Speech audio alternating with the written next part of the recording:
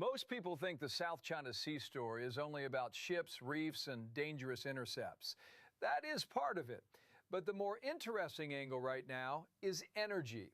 Because if the world is entering an era where major routes and fuel supplies are under pressure, then the South China Sea is not just a military flashpoint. It is a future energy flashpoint too. And that changes how every actor behaves. And that is exactly why it can feel newer to viewers. They have seen confrontation clips before. What they have not heard enough about is how energy insecurity can change the meaning of the entire dispute. Reuters reports that the Philippines and China have resumed high-level talks on the South China Sea and energy security, including early discussions on oil and gas cooperation, while broader supply pressures continue.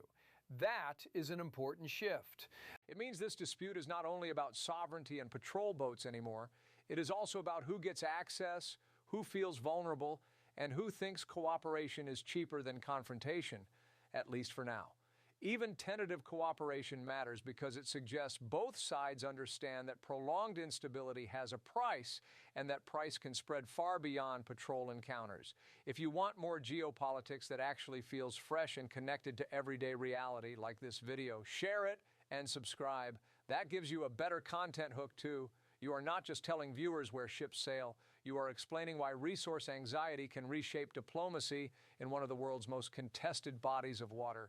Energy changes everything. Territorial disputes can simmer for years, but when resource security enters the picture, the incentives change. Governments get more urgent, domestic politics get sharper, partnerships become more transactional. And even rivals may talk if they think instability could hit power prices, fertilizer supplies, or industrial output at home. Energy turns distant disputes into immediate domestic concerns. Once leaders think supply, fuel, and electricity costs are at stake, every incident becomes harder to compartmentalize. Once energy enters the frame, leaders begin thinking in months and seasons rather than abstract strategy. They think about power generation, fertilizer inputs, public anger over prices, and whether shortages could create political instability at home. That is why these talks matter. They do not mean trust suddenly exists. They do not erase the confrontations, the legal disputes, or the military pressure that has defined the South China Sea for years. But they do show that energy stress can force even tense rivals to test new forms of dialogue. And that is exactly the kind of undercovered story that can perform well. Not the obvious confrontation everyone has already seen, but the quieter resource logic underneath it. That tension between confrontation and practical necessity is what makes the story compelling. Rivals can challenge each other at sea while still probing whether limited resource cooperation is possible. That contradiction is not a weakness in the story. It is the story. That is why even exploratory talks matter. They tell you both sides recognize that raw confrontation has an economic ceiling. If costs rise too far, even hostile states start searching for controlled off-ramps. The Philippines is a great example of how this works. Manila wants to protect its maritime claims.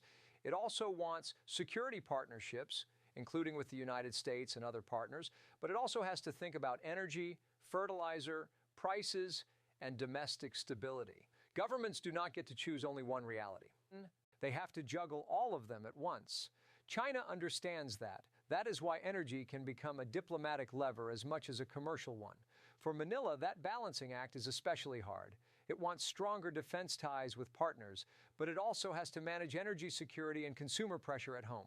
That mix makes policy look inconsistent from the outside, even when it is really just survival politics. Energy insecurity makes governments pragmatic in strange ways. States that cannot agree on sovereignty may still explore cooperation if the alternative is deeper domestic economic pain. This also matters to your audience because resource insecurity hits people fast. If energy routes tighten, if regional drilling stays blocked, if maritime tension scares off investment, or if insurance costs jump, the result eventually lands in electricity prices, transport costs, manufacturing pressure, and household budgets. That is the great rule of geopolitics. The map becomes the bill. That makes the story very clickable for a broad audience. It is no longer just a map dispute. It becomes a question of whether another strategic waterway could start influencing the cost of daily life. A region that shapes shipping, energy, and industrial inputs cannot be far away in any meaningful economic sense. It becomes local the moment the costs begin moving through supply chains. And there is a larger strategic twist here. The South China Sea may become a place where the world learns how future disputes work. Not just gunboat signaling, but a mix of coercion, resource bargaining, supply pressure, legal claims, and selective cooperation. In other words, a competition where economics and security are fused together almost completely.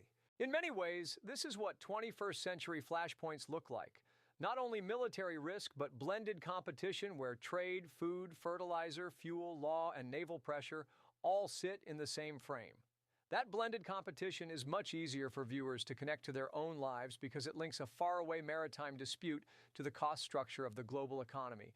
It also means future crises may be decided as much by contracts and cargoes as by destroyers and Coast Guard vessels. Control over resources can shape the tone of a dispute before anyone openly escalates it. Watch whether the talks produce even small concrete steps. Watch whether energy cooperation language expands. Watch whether maritime incidents become less frequent or simply get managed more carefully. And watch how outside partners respond.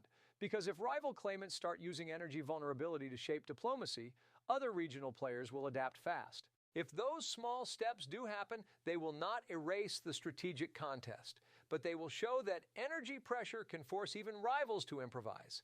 And if they do not happen, that failure becomes a warning sign of how brittle the region really is. That makes this one of the most useful, fresh angles available right now.